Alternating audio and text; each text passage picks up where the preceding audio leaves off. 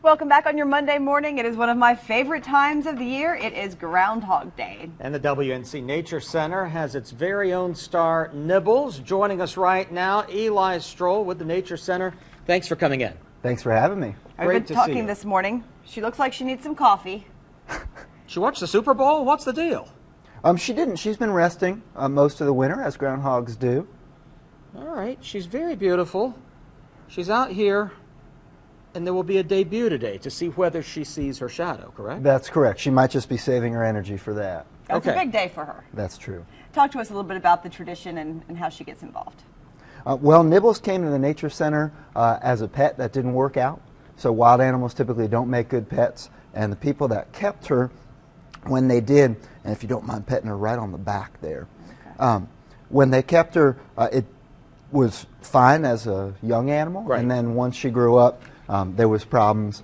And so because she never learned to take care of herself, she came to the Nature Center. And now instead of being in the wild, she's able to be an ambassador to her species and let people see an animal up close. That's real common that you don't commonly get to see up close. Right, and this underscores the point about not keeping a wild animal in the house. I remember in college having a friend with a skunk, and kind of the same thing happened as it got older. That's correct, yeah. Most of the time, there's problems that happen with wild animals as pets. There's a big difference between a wild animal that's used to people and a domestic animal. All right, tell us about the big day today. What do you guys have in store? Well, Nibbles will be coming out for a prediction, and we also have Carlton Burke, who's a mountain area naturalist, and he'll be giving a presentation on the cultural and natural history of Groundhog Day. And then we have Dale Stewart, who is a National Geographic filmmaker, and he also has a nature's radio show called Nature's Edge. It's a big day for you guys. Yeah, so Nibbles will be coming out, and then Dale will be interpreting Nibbles' prediction for the day. Well, and it is raining. It's overcast. That bodes well, doesn't it? We'll just have to see. All right. I keep thinking that will work in our favor. Well, we'll see. As soon as Nibbles wakes up a little bit, she's going to have so much fun today. Thanks so much for coming in. Thanks so much for having me. You'll be back with us in the next hour. All right. We'll be right back. It is indeed Groundhog Day. And the WNC Nature Center has its own star, of course, Nibbles. And joining us are Nibbles and Eli Stroll this morning. Thanks for coming in. Thanks for having us. She's waking up, it looks like, a little bit. Yeah, she's getting ready for the big day.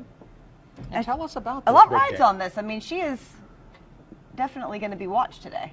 That's correct, yeah. At the Western North Carolina Nature Center in East Asheville today at 2 o'clock, we're having a special Groundhog Day celebration. And so we'll have a presentation on the cultural and natural history. And then we'll have a special groundhog whisperer to help us interpret the prediction. Okay. All right, so this is going to be interesting. She's going to be out there, the center of attention. And whether she sees her shadow depends on whether we see 6 more weeks of winter. That's how the story goes. Yeah, the tradition came from modern-day Germany. And the idea was an animal that hibernates sheds its dark side, and that if they come out and see their shadow, it's a sign that they need to do more shedding, so to speak. Okay. All right. Tell us a little about Nibbles, how you guys got her, what she eats, what she likes. Nibbles came to the Nature Center about 8 years ago. And she was kept as a pet, and that didn't work out because wild animals typically don't make good pets. But because she never learned to take care of herself, she's not able to be on her own. So we keep her at the center. In the summertime, she eats things like banana. That's kind of her favorite. And then in the wintertime, she slows down and doesn't eat nearly as much. All right, you said she was 8 years old. She came to the Nature Center 8 years ago. She was about 3 years old when we got her. Now, is that a long lifespan for a groundhog? Very, yes. In the wild, 3 to 4 years would be a good long life. At the center, it's not uncommon for an animal to live for 8 years.